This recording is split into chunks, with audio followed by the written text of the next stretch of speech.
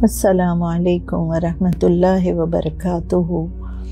सुनो कहानी में एक बार फिर आपका खैर मक़दम है। ये क़िस्सा जो मैं आपको सुनाने लगी हूँ एक गुमनाम अल्लाह के बंदे का वाक़या है। इस वाक़े का वक्त या सन नहीं मालूम हो सका। हाँ, ये मालूम हुआ कि ये वाक़या इराक़ के एक शहर कूफ़ा से मुताल्लिक़ है।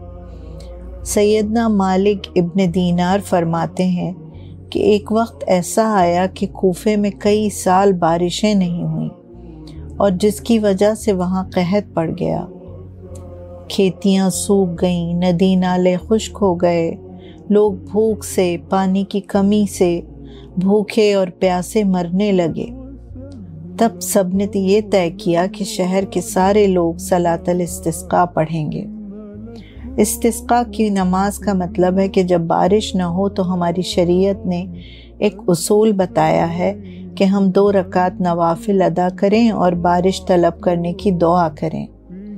नमाज के लिए लोग जमा हो गए। पहले फ़र्ज़ नमाज अदा की और फिर सलातल इस्तिस्का पढ़ी। सब ने गिड़गिड़ा कर दुआ मांगी, लेकिन कोई फ़ायदा ना हुआ।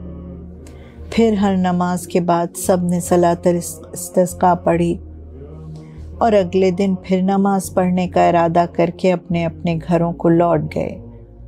जिस शख्स की ज़बानी ये वाक़या मालूम हुआ वो कहते हैं कि जब सलातल इस्तिस्का पढ़कर सब घरों को लौट गए तो मैंने इरादा किया कि मैं मस्जिद ही में पढ़ा रहूं ताकि सुबह सबके साथ नमाज में शामिल हो जाऊं। मेरा घर मस्जिद से दूर था। तब मैं मस्जिद के एक कोने में लेट गया। कुछ वक्त गुजरा कि मुझे किसी के आने की आहट सुनाई दी। मैं चौंक उठा। उस वक्त इतनी अंधेरी रात में कौन आ गया?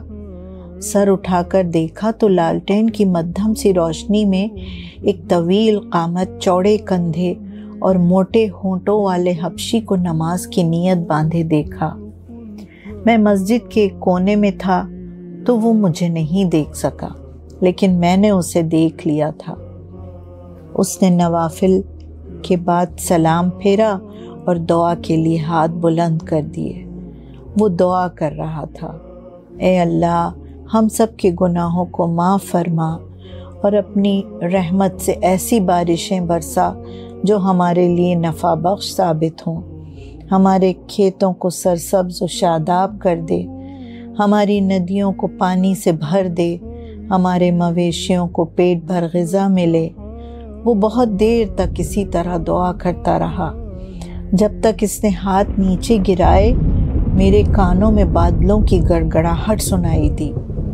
वो जाने के लिए जूं ही खड़ा हुआ, बारिश की मोटी मोटी बूंदें मस्जिद के सहन को भिगोने लगी। वो तेज़ी से मस्जिद के दरवाजे की तरफ लपका और मैं जैसे किसी नींद से जागा। ये क्या हुआ? कौन था ये शख्स? ये जाहिर है कि था तो गुलाम, लेकिन ये कौन गुलाम था?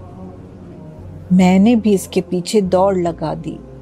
बारिश की आवाज़, बिजली की कड़क, बादलों की गरज, इसको जानने की लगन ने मुझे हर चीज़ से बेगाना कर दिया था। गली दर गली, मैदान, खेत, वो दौड़ता जा रहा था और मैं उसके पीछे पीछे भाग रहा था। आखिरकार वो एक घर में दाखिल हो गया और दरवाज़ा बंद हो गया। रात ज़्यादा हो चुकी थी। इस वक्त किसी के घर पर दस्तक देना मुझे मुनासिब नहीं लगा, लिहाजा निशान के लिए मैंने बारिश से भीगी हुई मिट्टी अपनी मुट्ठी में भरी और उसके घर की दीवार पर लेप दी। मेरा इरादा अगले दिन वापस आकर इस रात से पर्दा उठाने का था। मैं मस्जिद में वापस पहुंचा तो बारिश ने मुझे सर से पैर तक भिगो दिया था।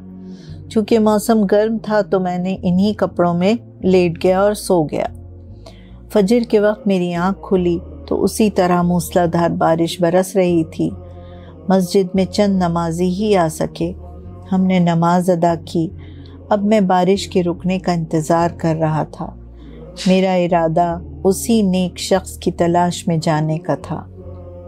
ज़ोहर से पहले पहले बारिश रुक गई। मैं अंदाजे से चल पड़ा। کیونکہ کل کی سیاہ رات اس سیاہ فام کا تعاقب کرتے ہوئے میں جن جن راستوں سے گزرا تھا وہ دن کی روشنی میں بالکل مختلف معلوم ہو رہے تھے۔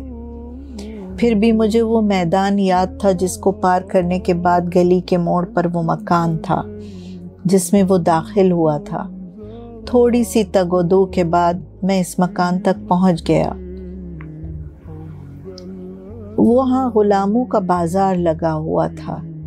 ایک اونچی مسند پر ایک معزز شخص بیٹھا ہوا تھا، وہ ان غلاموں کا مالک تھا۔ میں اس کے پاس پہنچا، سلام کر کے پوچھا کہ کیا میں بھی کوئی غلام خرید سکتا ہوں؟ اس نے کہا ان میں سے جو پسند ہو خرید لو، مگر ان سب میں وہ نہیں تھا جس کی مجھے تلاش تھی۔ پھر مجھے اس گھر کا خیال آیا جہاں وہ رات میں داخل ہوا تھا، اور پھر مجھے وہ گھر مل گیا جس پر میں نے گیلی مٹی کے لیپ کا نشان لگایا تھا۔ اس وقت دروازہ کھلا ہوا تھا اور اندر چند حبشی غلام نظر آ رہے تھے، لیکن ان میں بھی وہ نہ تھا۔ میں مایوس ہو کر پلٹنے ہی لگا تھا کہ کونے میں بیٹھے سر جھکائے ایک شخص نے سر اٹھایا۔ اوہ، یہ وہی تھا۔ میں نے اس کو پہچان لیا، آگے بڑھ کر اس کا ہاتھ تھام لیا جیسے کسی قیمتی شے کے کھو جانے کا خطرہ ہو۔ وہ بے یقینی سے مجھے دیکھتا ہوا کھڑا ہو گیا اور میرے ساتھ ساتھ کھنچتا ہوا باہر آ گیا۔ ہم دونوں اس کے مالک کے پاس پہنچ گئے۔ میں نے پوچھا کہ اس کی قیمت کیا ہے؟ مالک نے ایک نظر غلام پر ڈالی اور بولا، یہ کسی کام کا نہیں ہے، کوئی اور دیکھ لو۔ میں نے اپنی بات پر زور دیتے ہوئے کہا، مجھے یہی چاہیے، یہ بالکل بیکار ہے، اسے مت خریدو، پچھتاؤ گے۔ وہ پھر بولا، مگر میں اسی کو خریدنا چاہتا ہوں، میں نے اصرار کیا۔ اس نے جھنجھلاتے ہوئے کہا، پھر واپس کرنے مت آ جانا، کئی لوگ لے کر گئے اور پھر چھوڑ گئے۔ میں نے کہا، نہیں، میں اسے واپس نہیں کروں گا، یہ میرا آپ سے وعدہ ہے۔ تب ٹھیک ہے، تم اسے بغیر کسی معاوضے کے لے جاؤ، بلاش، وہ ہاتھ اٹھا کر بولا۔ پھر بھی اتنے قیمتی انسان کو بغیر معاوضے کے لے جانا مجھے گوارا نہ ہوا۔ میں نے چند دینار اس کو پکڑائے اور اس اللہ کے دوست کا ہاتھ تھام لیا۔ کچھ دور ہم خاموشی سے چلتے رہے۔ پھر وہ بولا، آپ نے مجھے کیوں پسند کیا؟ مجھے تو کوئی نہیں لے جاتا، آپ کیوں لے جا رہے ہیں؟ میں نے ایک نظر اس کے چہرے کی طرف ڈالی اور کہا، تم وہ ہو اللہ جس کی دعا قبول کرتا ہے۔ وہ کہنے لگا، نہیں، میں تو حقیر فقیر غلام ہوں۔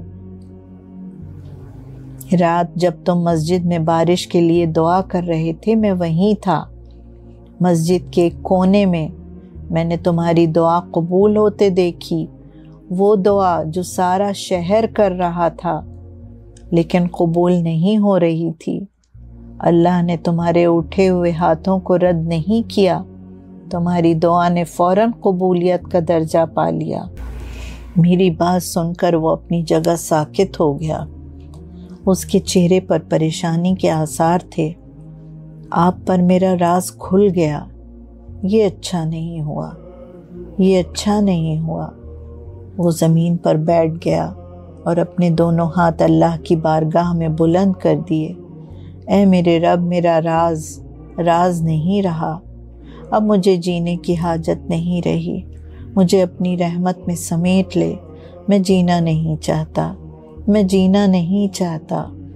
وہ تو مستجاب الدعا تھا، اللہ اس کی یہ دعا کیسے رد کر سکتا تھا؟ فوراً قبول کر لی گئی اور وہیں اس کے روح قفس انصری سے پرواز کر گئی۔ میں کھڑا دیکھتا رہ گیا، یہ کیا تھا، یہ کون تھا؟ یہ ایسا سوال تھا جس کا جواب میرے پاس نہیں تھا۔ ایسے بہت سے لوگ ہمیں ملتے ہیں جو عام سے ہوتے ہیں، بہت ہی عام، لیکن وہ اندر سے بہت خاص ہوتے ہیں، بہت ہی خاص۔ وہ اللہ کے دوست ہوتے ہیں، اللہ کے ولی ہوتے ہیں۔ اللہ تعالی ہمیں ہدایت عطا فرما اور ہمیں توفیق دے کہ ہم اوروں کی ہدایت کا ذریعہ بنیں۔ اے اللہ، ہمیں رمضان کے مہینے میں سلامتی عطا کر اور رمضان کو ہمارے لیے سلامتی والا بنا، اور ہمارے روزوں کو قبول فرما۔ اسی کے ساتھ اجازت چاہوں گی، انشاءاللہ بعد رمضان پھر ملیں گے کسی نئے موضوع کے ساتھ۔ خدا حافظ۔ قد شاع صدقا في سعيكم